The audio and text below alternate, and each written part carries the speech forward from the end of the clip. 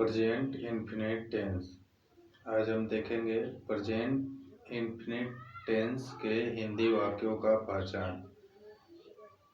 Present infinite tense के हिंदी वाक्यों के अंत में ता है, ती है, ते हैं इत्यादि शब्द आता है।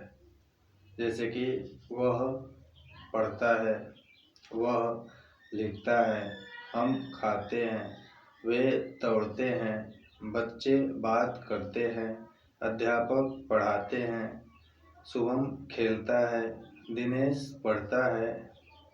इसी प्रकार से ये वाक्य अंत में ता है, ती है, ते है इत्यादि शब्दों के साथ खत्म होते हैं। सबसे पहले हम देखेंगे कि प्रेजेंट इन्फिनिट टेंस के हिंदी वाक्यों को इंग्लिश में कैसे कन्वर्ट करते हैं। प्रेजेंट इन्फिनिट टेंस के हिंदी वाक्यों को इंग्लिश में कन्वर्ट करने का तरीका होता है, सबसे पहले सब्जेक्ट लिखते हैं, सब्जेक्ट मतलब कर्ता।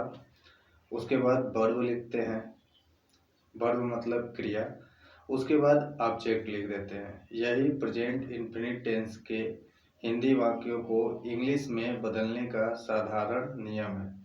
यदि हमारा सब्जेक्ट सिंगुलर होता है, सिंगुलर मतलब एक वचन होता है, तो वर्ब में यस या यस का प्रयोग कर लेते हैं।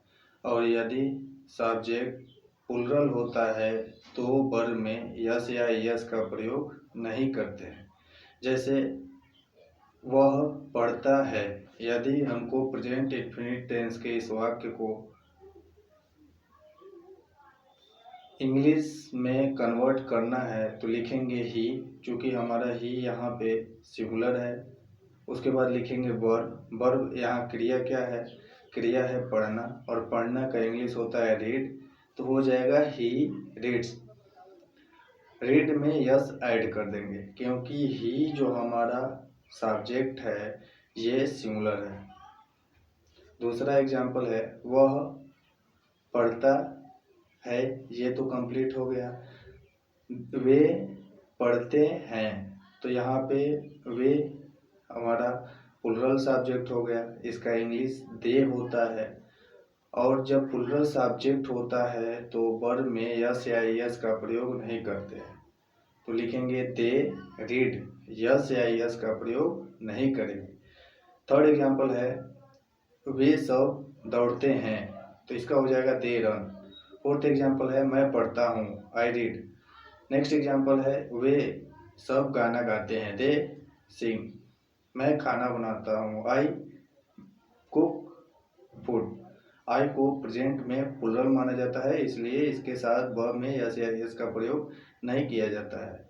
वह टहलता है, ही वॉक्स। ऐसे हम प्रेजेंट इन्फिनिट टेंस के वाक्यों को इंग्लिश में परिवर्तित कर सकते हैं और बात कर सकते हैं।